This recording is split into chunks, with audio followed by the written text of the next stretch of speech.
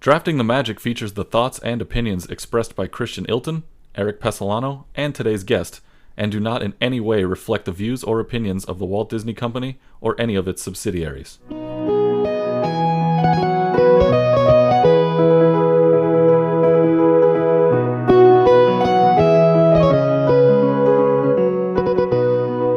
In a world where everything seems to be either shutting down or being pulled back, there's one thing that's always certain. Eric Pessolano, Drafting the Magic stores are open, and after last week and all the announcements made at the Investor Day, I've never been more excited to talk Disney. I put out on Twitter the other day, for those of you who follow me on social media, I know it's not very many, but for those of you who do, I mentioned that Disney deserves an Emmy just for that presentation alone. Not even for the content that's going to be coming out over the next 3 years, but just the presentation itself was mind-blowing. But you're right. I got the juices flowing even more than they already were to talk about everything that they do. And today, I got a lot of work to do because I have to get back on track. I cannot lose another one, and especially today's episode. It's no secret. I am a former Fantasyland cast member myself. If I lose this, I will never, for the rest of my life, hear the end of this. So I've got to do my people proud today. I was going to say, I'm really hoping you lose today just so I can watch that backlash take place, because I find it fun. It's like when I lost the California Adventure Show, and, that was my home when I worked there. And so that hurt. And so I'm kind of hoping to watch the backlash of some dumb pick that you make, like not taking Guardians of the Galaxy Mission Breakout in the first round, or whatever that pick might be. I'm hoping to see that, and I'm hoping I can capitalize on it. Let me explain why it would be worse if I lose today than it was when you lost our debut episode. Because you didn't work in all of DCA. You were just at your specific attractions, right? Yeah. I worked in Fantasyland. I was around only Fantasyland for a period of time. Yeah. I have got to get this one today. And also, we are including Mickey's Toontown to be eligible for selection in today's show. Yeah. I know it's not Fantasyland, but there's only a few attractions back there, and I'm not leaving my family in Toontown out. They are very much a part of the Fantasyland family, so they will be included today. And again, Christian, only 15 total attractions eligible for selection today, so we got to be careful. Yeah, we do. I think there's there's still a list to pick from, right? But there is a narrow short end of this list. Instead of there being a bunch of options, there's only going to be 5 if we both take 5 picks. So it's going to be interesting. I think the viewers from the last couple shows have had some comments. Eric, I don't know if there's been an episode where we both got reamed online for not taking a pick, but my goodness, the love for the Festival of the Lion King that we have seen on our social media platforms. Listen, I'm not going to apologize for it. I wouldn't put it in my top 5, but boy, that we got reamed for that. Yeah, we did. I mean, like I mentioned, I never saw it. I never got a chance to get over there to see it. And I don't know if that's worse than seeing it and not picking it. Yeah. I guess we have to let the fans decide, and boy, did they. I didn't know that you hadn't seen Lion King. So that I guess gives you a free pass, which means that I'm the only one that everyone can hate. So, it's fine. But a lot of good things came from that show, including my lead. I have a 3-show lead right now going into show 16, but going for that 4-show lead. We are doing Fantasyland and Toontown attractions. It counts. It's all together. They're getting a brand new attraction eventually anyway, so we might as well start counting them. Yeah, no, they're absolutely part of the family, and that's why we're including them here today. And that means we have to bring in a special guest judge. Now, Christian, this is not me stacking the deck. It just kind of worked out this way. Here we go. I'd like to introduce our special guest judge today, who herself is a former Fantasyland cast member. Joy Weber is here joining us on Drafting the Magic as our special guest judge. Joy, how are you on this day? I am awesome. Thanks so much for having me, fellas. I am super excited to be on the show. I mentioned it just a second ago. You, like me, are a former Fantasyland Attractions cast member, so that right there automatically makes you qualified. But I know you have a couple of other qualifications to be a guest judge here today on the show also. Well, I got to tell you, I am a proud Southern California resident of 53 years, and my family would go to Disney every summer. I am number 6 of 6 kids. We would pile into the big boat of a station wagon, barrel down Harbor Boulevard, park. Dad would pass out the ticket books, and again, it was every summer, and that was back before annual passes. So I think it's always a big deal to go to Disneyland, whether you have an annual pass or not, but back then it was extra special just because it was a once a year thing that we really look forward to. So I have been every year of my life, and also having been a cast member in college, and it's just been amazing to have that a part of just something I could do. Just, I mean, there's a lot of folks who would love to be able to go to Disneyland, on a daily or yearly basis. And, so it's been awesome. Christian, you know how often that I'm just going to get a job there for the summer turns into a long-lasting career, huh?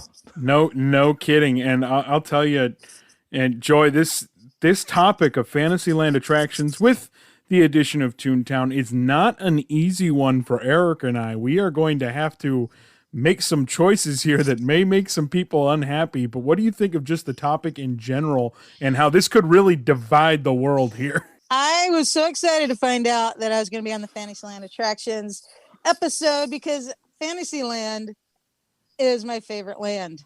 Has been since I was a kid, because it is the most magical.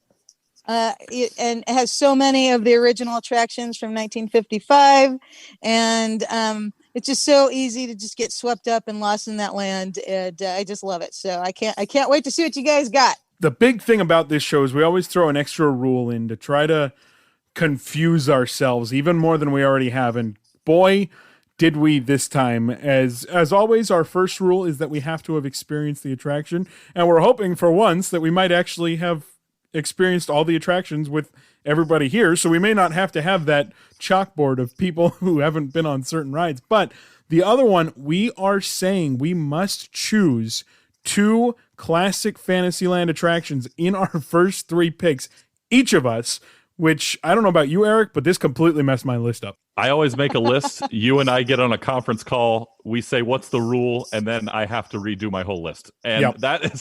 That's what I had to do today. And just so everybody who's listening to this knows exactly what we qualify as a Fantasyland classic attraction, there are 9 of them. And each of us is going to have to pick 2 within our first 3. And those 9, so you can follow along at home, are Pinocchio's Daring Journey, Snow White's Scary Adventures, Peter Pan's Flight, Mr. Toad's Wild Ride, King Arthur Carousel, Alice in Wonderland, Mad Tea Party, and Dumbo the Flying Elephant. Those are the 9, and we've got to pick 2 of those within our first 3. And I'm already sweating, and Christian is already rubbing his forehead. It's a tough rule. Joy, what do you think of that rule? I think it's an excellent rule, because actually my top, most of them are within those. So yeah, so very good. And actually, it feels good knowing I have been on all the attractions. And side note, I've been on attractions that you probably didn't even ride on that were Fantasyland attractions, like the Fantasyland Autopia, Motorboats, and the Skyway, which would have been awesome if they were still around. But yeah, I love that, the classics. I'm all for it, because I'm a classic, baby. Yes. All right. Well, since we're forced to pick 2 here early on, we'll see how this goes. Christian, you ready? Yeah, let's do it. We are drafting the magic, and today we are drafting Disneyland's Fantasyland and Toontown attractions all rolled up into one, and I have the first pick, and I am going to take one where I sit here every single day, maybe not every day, but a lot of the time, and wonder, why is this in Fantasyland? Because it's because it's a real mountain, so there's not much fantasy to it, but the Matterhorn bobsleds is easily one of my favorite rides in the park, despite getting a back adjustment whenever I go on it. I absolutely love it. I think it was revolutionary at the time that Walt Disney built it, and it still is a great attraction today. Very nice, Christian. First tubular steel roller coaster ever built, 1959. The Matterhorn, to me, as someone who was able to operate it for a period of time, a very challenging, a very fast-paced, not just the attraction itself, but how it's operated. It holds a special place in my heart just because of the adrenaline you get from not just riding it, but being around the operations as well. But from a guest point of view, I think it's a great first pick. I will be honest with you. If I was selecting first, I probably would have taken it myself. So I applaud you for going there at number 1. I'll tell you, the only reason I thought about not taking it number 1 was because of the rule, and now I am going to be forced to take 2 classics in my next picks. But before we get to that, you have a pick. But before we even get to that, Joy, what do you think of the Matterhorn? I love the Matterhorn. I love Harold, though he's terrifying, though he's gone through a very interesting evolution. Yeah. But the Matterhorn isn't just amazing just because that's the first steel roller coaster and just for what it is. But again, just the history and then personal family memories. So again, driving to Disneyland, the big competition was the first to spot the Matterhorn. Of course, I always won. That's the way I remember it. And of course, it was our family. It was our first attraction that we would run to once we could get through the gates and in. Definitely awesome. Amazing pick and one of my absolute faves as well. So well done, Christian. Whoo, I'm glad I got that one. Boom. That was Boom. even before we outlined rules, Matterhorn was my number 1. It's just amazing. Little side nugget. It was very useful the design was to help mask the Skyway, the main pillar of the Skyway when it existed, because it wasn't very attractive. So that was another great reason to build a mountain because Disney is very good with theming and making sure you're not feeling you feel any of the outside world coming in. So anyway. I love it. Joy, there's a good chance you know way more about all this stuff than I do, and I spent every day in that land for quite some time. All right, let's go ahead and move over to my number 1 pick. And I said I probably would have picked Matterhorn at number 1 had I had the first pick. Probably is the operative word there, because my number 1 pick is we're not supposed to pick what our favorite thing is, right? We got to go with what the judge is probably going to select. This is the first time in 16 episodes I'm going with my heart, and I'm going with a pick that I have to go at number 1, and it's A Small World. I have to take It's a Small World at number 1. Not just for its impact at Disneyland, but for its impact around the world. This is something that debuted at the 1964 New York World's Fair and was, repurposed and improved upon in Disneyland itself. And it's still beloved by guests. I remember every morning that I got to open the park, you would see it wasn't a huge rush to go back there, but you could tell the ones who really ran back there were the ones who said, I don't care if this queue is short all day long. It's the first thing I'm going to do. Mm-hmm.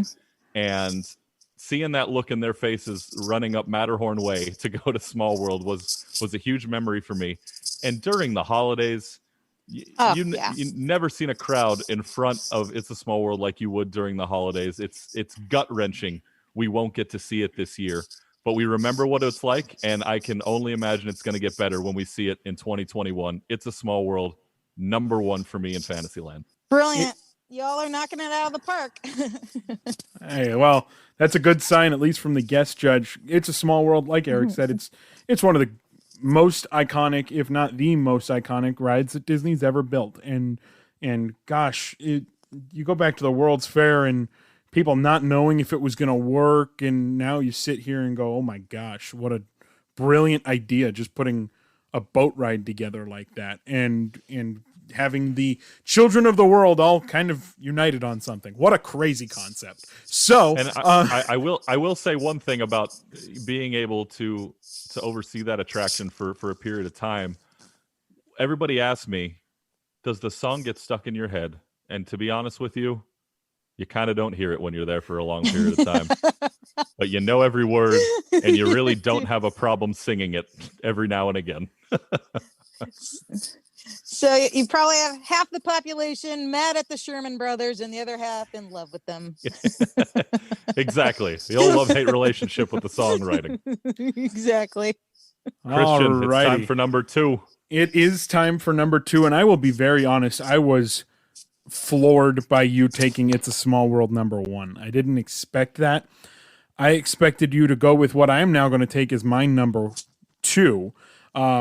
So much so, I'm actually really excited. This really didn't change a thing about it, but it's actually the sweatshirt that Joy is wearing. She's got a Peter Pan sweatshirt on. Yes. Peter Pan's Flight has always been one of the coolest rides, even as a kid, but even as an adult, going, oh my gosh, you're getting in a boat and flying. And you know, you go off into the crazy adventure of Peter Pan.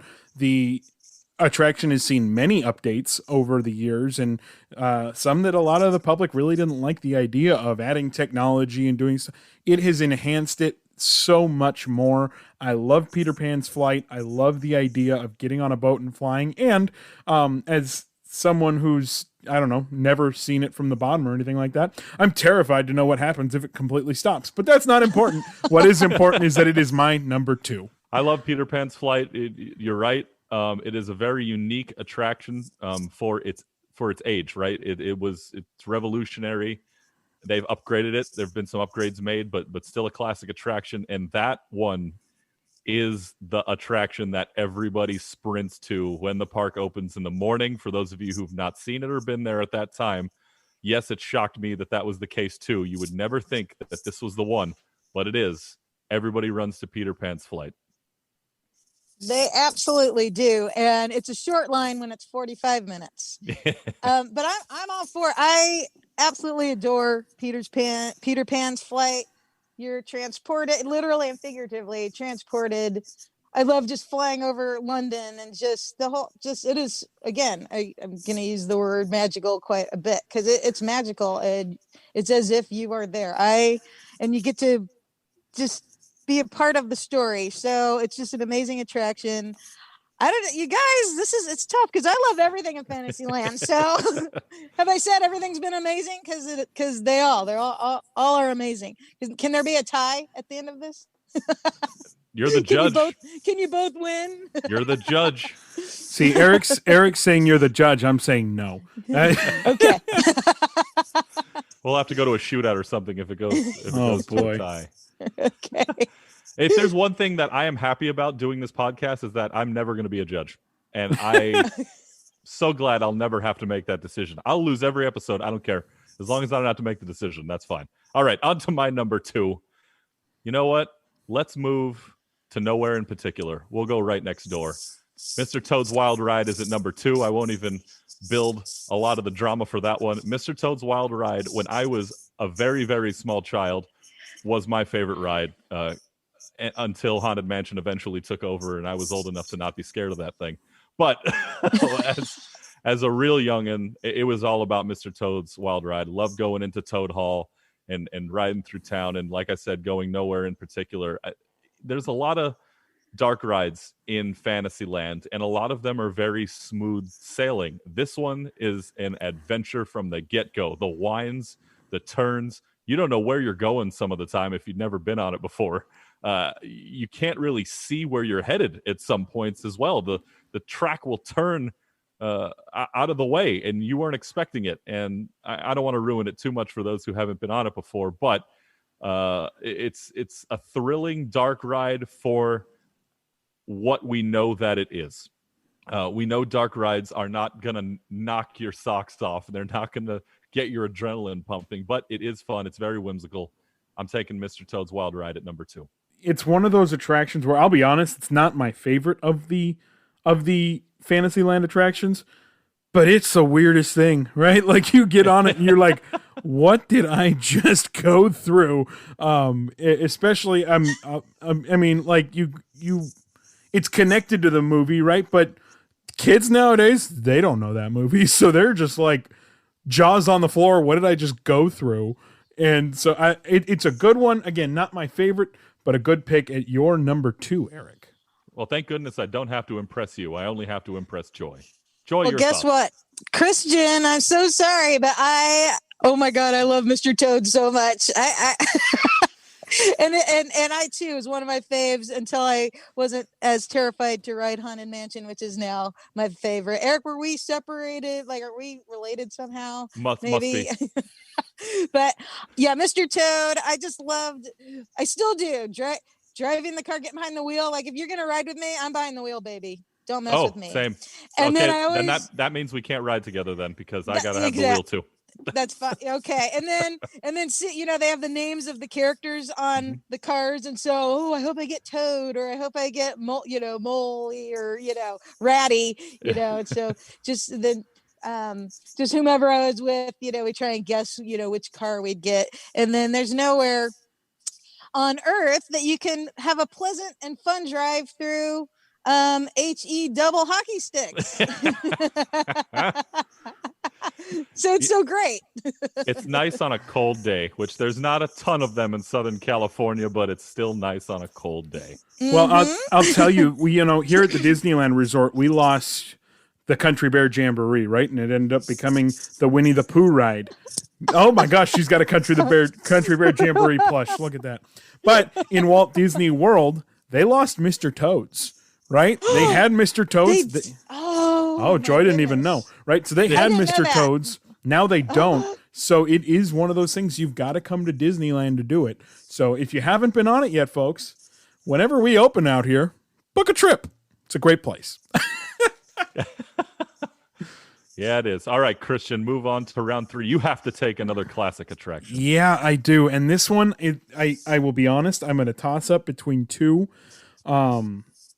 One I would say is so obvious and the other isn't, but it's a really good attraction. I am going to go with the one that's so obvious, though, because when you think of going to a theme park, you've got to think about going on the merry-go-round. The carousel right down the middle is going to be my number 3 pick. It's an iconic attraction, right? And the horses have been preserved beautifully. The entire attraction's great. It got its big decor for the 50th anniversary, but since then it's still been kept up very nicely.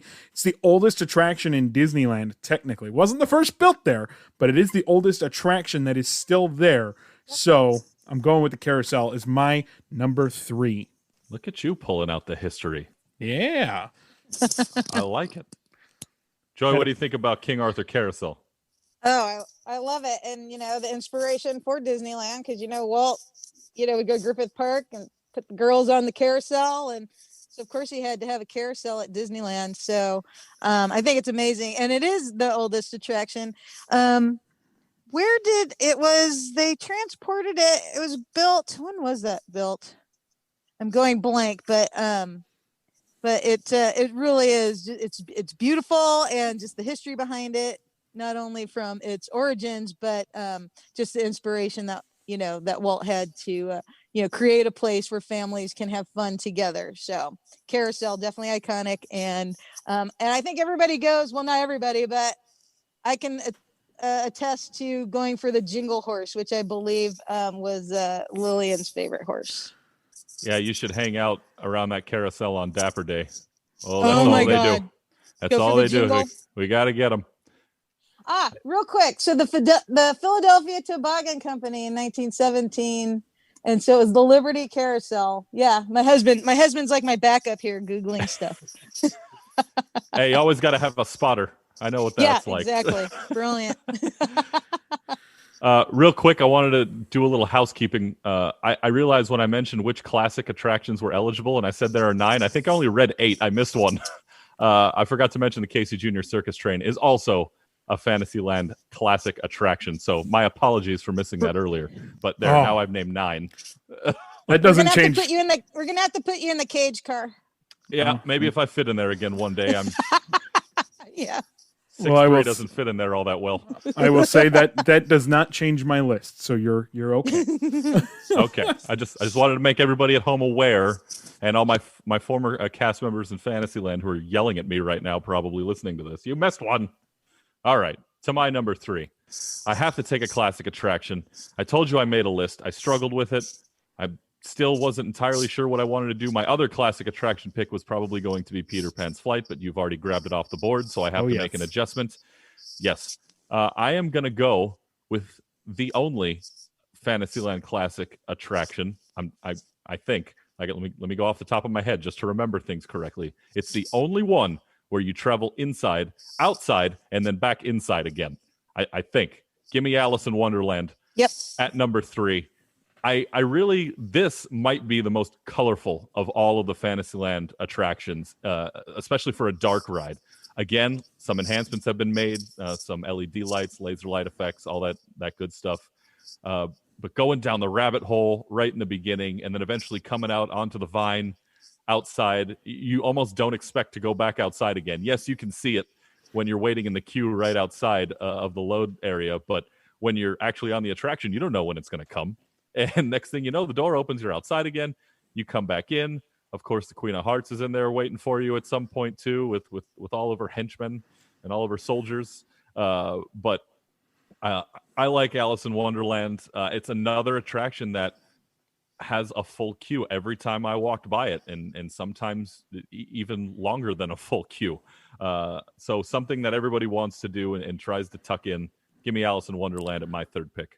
That was my other pick that I was thinking of, that I was tossing between the carousel. So it's a good pick. Joy, what do you think? How cool is Alice in Wonderland? Again, coming outside, and I think we're all mesmerized. I know I was, still am to this day, watching the caterpillar wind its way down the leaves. Just love it so much. And I always got a big kick out of what Eric mentioned, being inside, outside, back inside, back out, and just, again, loved riding in a caterpillar. So how cool is that? And then the giant mushrooms outside and everything. I just, again, magical, love it. So I think, I don't know how we're gonna pick at the end because I love both lists. Well, thank goodness I don't have to do it. Again, I'll reiterate it the whole time. Christian, amen to that. Yeah, let's move on. But I will say, Alice in Wonderland is one of my favorites. That is a great ride. So, all right, going to my number 4 pick. I'm officially free of that rule that I hated. So, but that's the point of the rule, why right? You gotta be a hater. Why you gotta be a hater? That's the point of the rule, is to mess with us, and boy did that one. So I am going to go with one that I initially, when I first made this list, didn't think I was going to get, because I thought Eric would take it ahead of me, but this might be because of this rule. Maybe I like the rule because that means I get to take Storybook Canals, and I think it is such a cool attraction that's so different than any other attraction at Disneyland, where any other attraction you're going to the Pirates of the Caribbean, right? Or you're going on the Haunted Mansion. But this attraction takes you through so many different Disney stories. And I love the addition of Frozen. I thought that the Frozen edition that they made was great. I love the attraction. I love that Casey Jr.'s is, kind of going around you, and you'll hear that one going on. But the peacefulness of being on that boat ride, going through Monstro, and then going through all the different areas, one of my favorites in Fantasyland. Gotta go Storybook Canals. You ever get to experience it when the fireworks are going off and they park on the canals? No, but I've heard about that. That's something else, man. Never get that chance. I mean, incredible. It's got to kind of be a luck of the draw thing, right? You got to be in the right place at the right time. But if you get the chance, I recommend it. I love it better at night, actually, to be honest with you. Yeah, without the little lights on and everything. Yeah, agreed. Just, it's great day and night, but yeah, nighttime, again, extra magical. Love it. And just, come on, Monstro. Yep. Please, come on. Passing through Monstro is like the coolest thing ever. I will say one of my favorite things on that attraction is the amount of wildlife that's around, all the ducks that are sitting on those little like center islands that make the trees look miniature, and there's like these monster ducks walking Giant around. ducks. I love that. Anyway, completely random, but one of my favorite parts. Well, I always speaking of the ducks, I always love the baby ducks in springtime, and Yes. I had to make sure they were okay. But anyway, it's a very stressful time, springtime. All right, let's move on to pick number 4. Christian, you made a point ago about you were able to take Storybook because of the rule we put in place. That's absolutely correct, because I did have Storybook in my top 3, but I wasn't able to grab it because I had to satisfy a rule. Yep. So let's move on to number 4, and I'm not going too far away from you. I am taking the Casey Jr. Circus Train at number 4, and I may not be able to fit in it anymore, but there is plenty of space on there for me to sit in outdoor cars, if you will. Can't sit in the animal cages like I used to, but similar experience, little bit more fast paced, right, than the Storybook Land canal boats. Going up over the hill, hearing Casey chugging up the hill, trying to get up over there, going into tunnels, and following a similar path to the canal. So you still get to see everything you would if you were on the boats for the most part. So don't get to go through Monstro, right? That's the one drawback, but still a fun experience. It's quick, but not too quick, right? If you're gonna sit up there and wait, you're gonna get a good value in an attraction for going on it. It's a hidden gem to me. There are times when you can walk through Fantasyland and see the train from in front of the Matterhorn and be like, how do I get to that? Where do I go to get to that? And of course, it's tucked back behind Dumbo. And when you find it, I've seen so many people be so excited that they can find where to board the Casey Jr. Circus Train. Give it to me at number 4. It's a good pick. It's always a favorite one, and you remember, it's always that fight for which car you're in and that entire thing. It's a good pick. Joy, what do you think? Yeah, it's cute. I love Casey Jr. It's cute. Not my favorite, because there's so many really awesome. So it's still awesome, but not extra awesome like everything else. And but I always wanted to, and to this day, still love to try and squeeze into the cage car, and love that you can still get a good look at all the Storybook Land miniatures and get a good feel for just the magic of that area. So I do love Casey Jr., but not my favorite in Fantasyland. That's what I needed. Behind the eight ball yet again. You know what the problem is? I've got to stop coming up with these rules. They're killing me. Oh man! All righty, here we go. If it makes you guys feel any better, you've already so I just did my own personal top 5. You've already selected the top 5 for mine. So well, that's good. I'm not going to tell you my order though. Right. We'll find that out a little bit later. So hopefully I have at least 3 of those. Christian, it's time for your final pick. Alrighty, here we go. This one's a little bit more tough for me. And Eric, I told you at the top of the show, actually before we even started, I've got some strong ones, and then towards the end, it's kind of just a mix of a giant pot for me. Like I could pick any of them out. So that's kind of where I'm at with most of the attractions left. There is one attraction that I would say of what I have is better than the rest. And look, I don't like getting dizzy. All right. So I'm not going to spin too much, but I am going to go around in circles, and I'm going to do it while proving that elephants can fly. Dumbo, the flying elephant, is my 5th and final pick. I think that it is, again, one of the most iconic Disney attractions. I've seen Darth Vader on it because of advertisements back in the day, so that automatically gets extra points. I like Dumbo. Dumbo's going to go number 5. Wow, I'm not sure I expected you to go that route. Neither did I. Yeah, well, okay. We're going to get to my pick in a second, but I narrowed my final pick down to 2, and I was hoping you were going to take one of the 2 so I could just take the other one and be done with it. But no, now you did not do that, and now I'm going to have to figure things out. But first, let's ask Joy what she thinks about Dumbo. The cutest little pachyderm ever. It's my favorite animated Disney film.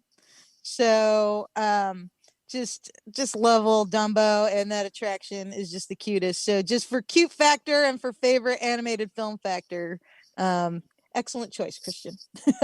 Why, thank you.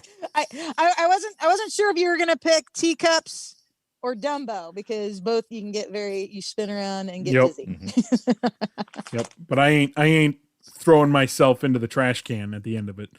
I'm gonna just get off the ride and be able to walk in a straight line, which I cannot do when I get off of Teacups. So now I get to take my last pick. And if I'm thinking about people's first time going to Fantasyland and not having ridden anything there before, I probably wouldn't pick Teacups either, because first of all, you're gonna probably get dizzy if you've never done something like that. So it's probably not the best. Maybe that's an advanced step up for later visits. But if you only have time to do 5, and me coming down to this last selection, how can you not get the animated feature, the full-length animated feature that really kickstarted this whole thing? Give me Snow White's Scary Adventures at number 5. This was a ride that it's been altered a couple of times. I know more heavily altered in Florida than it has here in California. It might have been a little too scary out on the East Coast for the young ones, so they did a little change there. Ours here at the Disneyland Resort is also getting itself a little bit of a facelift, and I can't wait to see what that's going to look like when the park eventually does reopen.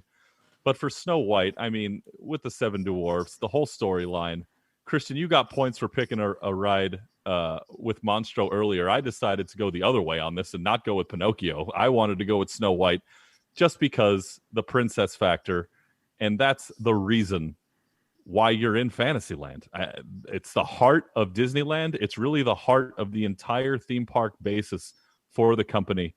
And it being the original park, with Snow White having her own attraction, I got to take Snow White's Scary Adventure at number 5. First Disney princess. She's why Disneyland, she's really why Disneyland exists, because the first full-length animated feature film that Walt did, and she's amazing. However, Scary Adventure, all my nieces and nephews were terrified on that attraction. So it's tough. I would say that's a tough one to recommend to folks with small kids if it's their first time, because it is actually, it's in the name of the attraction, Snow White's Scary Adventure, and the witch is terrifying. So it might be a little scary, but I personally love it. But recommending it to someone coming to the park for the first time with little guys, I don't know. See, and that's something that Christian, we never really discussed. When we always said, would you recommend this to someone who's never been here before, we never discussed age range. It was just a generic thing. So that's why we invite the judges on to call us out on what we missed. And so if you want to terrify small children, you're good. If that's your goal, then yeah, it should have been exactly. It should have been number 1. Exactly. All right, Christian, our picks are in the books. All righty, so it's been a good show, and our lists are created. Eric, do you want to run them down before we have Joy judge? Yeah, let's take a look at the recap. We'll start off with me, as I usually do. My first pick, It's a Small World. Number 2, Mr. Toad's Wild Ride. Alice in Wonderland coming in at 3. Casey Jr. Circus Train at 4. Snow White's Scary Adventures at 5. Christian went Matterhorn Bobsleds at number 1. Peter Pan's Flight at number 2. King Arthur Carousel at number 3. Storybook Land Canal Boats at number 4. Dumbo, the Flying Elephant at number 5. And Joy, let's hear it. Who wins this episode of Drafting the Magic? Okay, this was a tough one, because again, so many awesome attractions, and it's really, you can't go wrong. It's a win-win. But going by what I had personally put down as my top 5 to recommend to someone who has never been to Disneyland, Christian nailed more of them than Eric did. I think that's it. I think I'm retiring. I think that's the end of the show. As I mentioned earlier, my own rules are coming back to bite me. To get you. Oh my gosh, yeah. I love it. Wow. And actually, And actually, Christian, you had 4 of my top 5. Oh, that's not okay. So I'm curious, which one did I not get that Eric did? It's a Small World. Okay, that's what I figured. So it was your number one pick, Yeah, you Eric. have to So go that's to not It's a Small bad. World if you've never been there. Yeah, but however, Mr. Toad, Alice in Wonderland. Oh my God, just yeah. I mean, it's just yeah. I mean, there's just so many good ones. It's so hard to pick. I mean, only being able to pick 5, and again, and Snow White didn't make it because of the small child factor. It is a scary adventure, but yeah. So just well done, fellas. Now that was your list you'd recommend. What were the differences between your personal list? Like you said you had a personal list on here. What are your top 5 on your personal list? So I would actually, so me personally, I love Mr. Toad and Peter Pan. Like I just adore both of those guys. I love the Matterhorn and Storybook Land. So that's the way I would go. So in other words, I won both ways. That's all I heard. Anyway. Yeah. actually you did. So Eric, you okay over there? Oh, are we still on? I feel like I've traded my Storybook Land brother. I'm so sorry. And you didn't even get to pick your own attraction. Well, you did get to. Well, no, actually, you didn't even get Matterhorn either. Dang, that's low. When you make the rule and you know you're not picking first, let's be honest, I was done before this started. Man, yeah, the second Christian said Matterhorn, I'm like, that's it. Yeah, there's nothing I could do. No. Oh my goodness. So when you know that's the case, you can live with it a lot more. Anyway. I just gotta figure out how I'm gonna deal with my my old team over in Fantasyland. I know. Oh boy. Over the next, I don't know, rest of my life probably. The rest of your life. Oh my goodness. Oh gosh. Anywho. Well done. This was fun. Well, Joy, thank you so much for being here. We really do appreciate your time. I'm so glad we could get another Fantasyland attraction cast member on the show, where I thought I was going to have somewhat of an advantage. And then as soon as that rule came in, it got me. But you did your job. You did what we asked. We really appreciate it. Thanks so much for being here. Thanks for having me. Have a good one, fellas. Thanks, Joy. Thanks for the W. Well, that's going to be it for me, folks. Down 4, lost Fantasyland. The good news is I took yours. You took mine. So we're kind of even there. But we're not even, especially with the way the score is right now. But hey, that's the way it goes. Welcome to myself to the Double Digits Club. 10 wins so far after starting off 0-2. I didn't think anyone would ever think that I would get to this point. I'm so happy. I've never been more excited about anything on a podcast ever in my life. And so, yeah, that's all I'm going to say. This one was very much judged by the rule, though. And that rule... and we bring it up not realizing it could completely break us. And I think that's what you fell to this time. This almost makes me think that if there's a rule going forward, and I know we're talking on the air about how we're going to run our show, but it almost makes me wonder if we come up with a rule in the future that really limits what we can do, maybe we go to a snake draft. Maybe whoever picks first, the next person picks twice, and then the other person picks twice, and then you have to go back and forth. I hate that idea because I'm winning. So I know you do. This thing is just becoming a massive blowout. I got to give people something to be excited to look forward to listen. They're just, Christian's going to win. So might as well just fast forward to the end and make it official. You're right. And that's where we're at now. Longest lead, 4 in a row. I'm pretty proud of it. And you look at the last couple shows, we've had some good topics. It's just hasn't gone your way in a number of them, but it's all right. It's going to be okay, Eric. Even though you don't know what street Beauty and the Beast live is on, it's going to be okay. First of all, it's on Sunset Boulevard, okay? Not Hollywood Boulevard. I live not too far away from Los Angeles. Hollywood and Sunset are interchangeable, for crying out loud. Yeah, Oh, I know man. Hollywood and Vine intersect also, but you know. Oh my gosh. No, that was a funny moment from last time. And we've been having fun on this show, but you're right. It needs to be more competitive. So I think that means you just need to step up. Every time, what I've noticed is happening when it's a quote unquote my show. Yep. The rule traps me. When it's quote unquote your show, the guest judge hasn't experienced 3 of the things I selected. That's what's happening.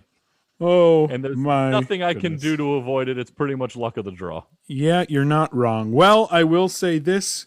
I'm happy to be where I am, but going into next week, I think we are all getting very excited for a much needed holiday this year, Eric. Our guest judge has experienced, I think, just about everything when it comes to that certain holiday that's coming up here at the Disneyland Resort.